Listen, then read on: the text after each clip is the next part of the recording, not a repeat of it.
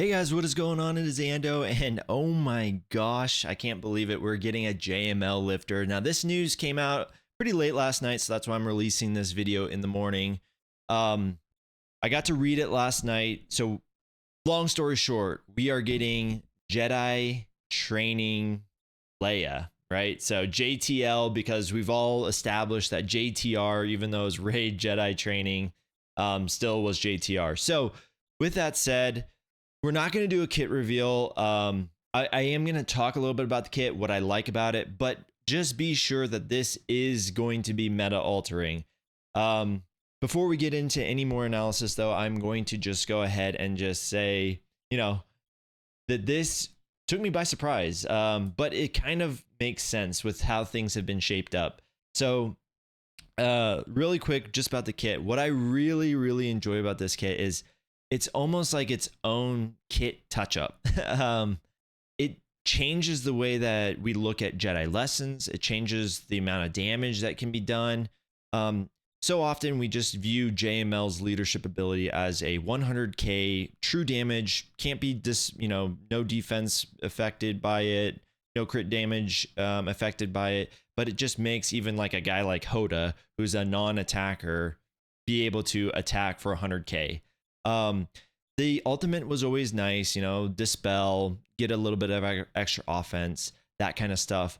But inside of Leia's kit, she basically, again, touches this up. Like, we're changing already printed kits, which is very interesting, and I don't think has been done before. But you're now going to get a revive. You're going to get recovery with that. That plays huge into GAC, into TW, where maybe before you were just going to get an 18 or a 19 in TW, or maybe a 63 or a 61 inside of GAC. You're now going to be able to get, your full banners. And this is a team, again, that's been downtrending. So what I do want to spend a lot of time on is the team comps, how I kind of see the landscape of things playing out. So let's go ahead and move into that. Let's go into our squads, and we're already here. So as you guys can see, I've already got, let me move my face. I've already got it laid out to where Satele, when Satele dropped, I said, this kit looks really good, meta altering as well. But I was worried for JML, who had already been trending downwards. When you take out Jedi Knight Revan, and maybe even to a lesser extent, Jolie Bindo, that wasn't a good sign for JML. But I did say in that video, look out, like there might be an era character that comes out that is Jedi that we can slot in there, or potentially a lifter. And that's what we got. And again, if you look at what Jedi Knight Revan does and Jolie Bindu does, a lot of what was so nice about them is now applicable here on, this with this Jedi training Leia. That's going to take me a while to get used to saying that. So, and I want us to notice a pattern too. We have a GAC Satele, and we also have a TW Satele. And there's a little bit of controversy in why we will have a TW and a GAC version of JML. Now, in TW, I still think that your team is going to be JML lead with Jedi Knight Cal Kestis. You're going to have Jedi Knight Luke Skywalker, and this one, we'll throw in some potential substitutes. GMY, I really like him with Queen Amidala.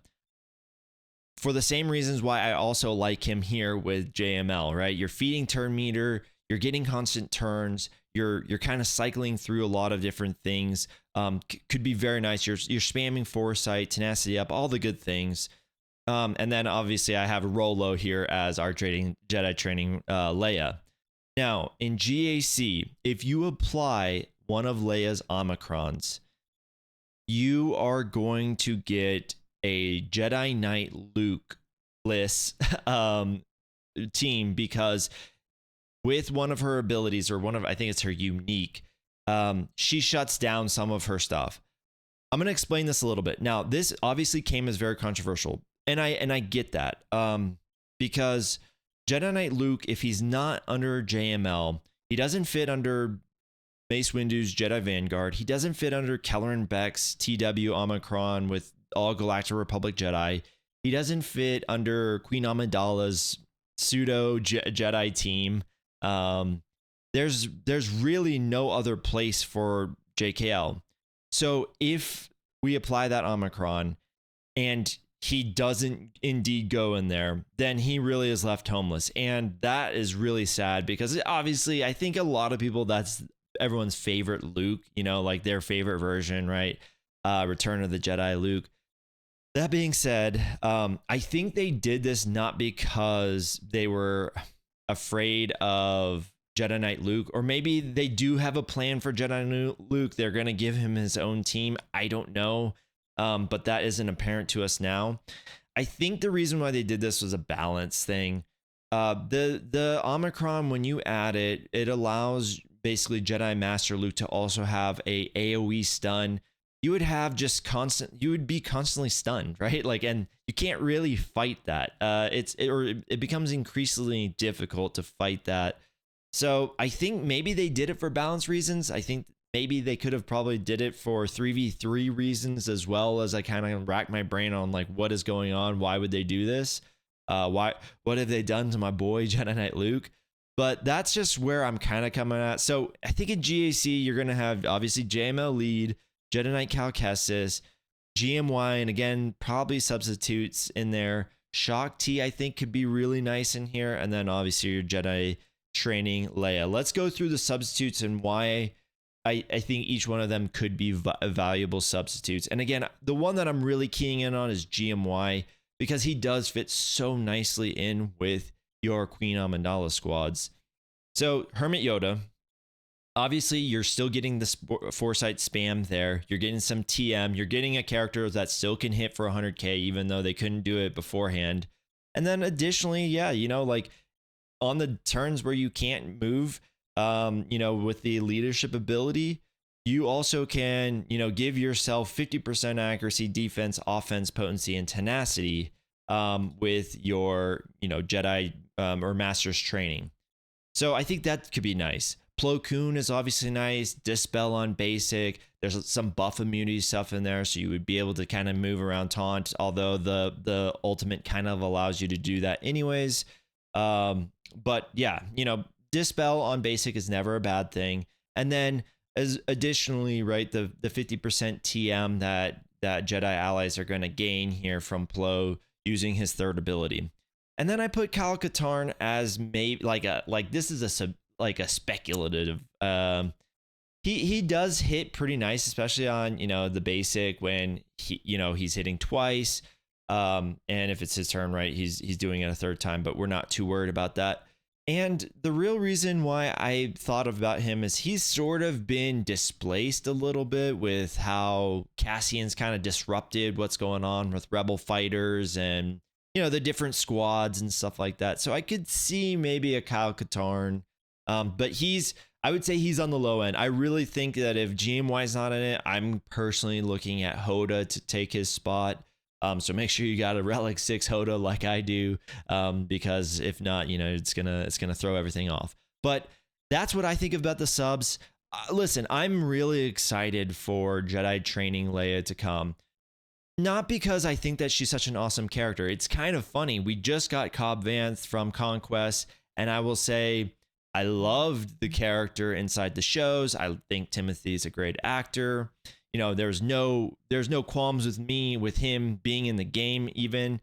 But with that being said, I didn't like his team. His team is a meme team, right? Like, at least at this point, and they'll do great things. I'm sure. I'm sure of it, especially with the Datacron.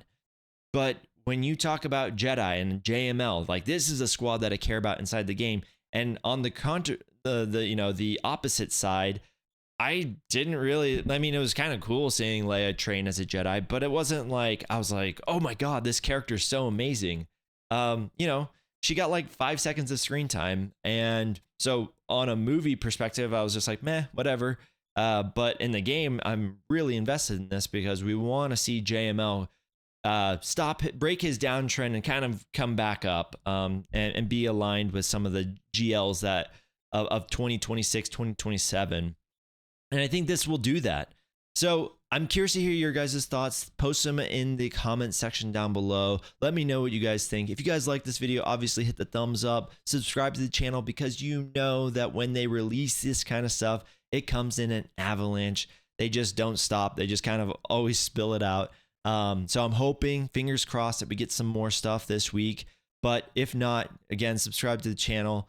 Share with your guilds so that way they can get involved and know what is coming to one of the better GLs. I think once we get this lifter.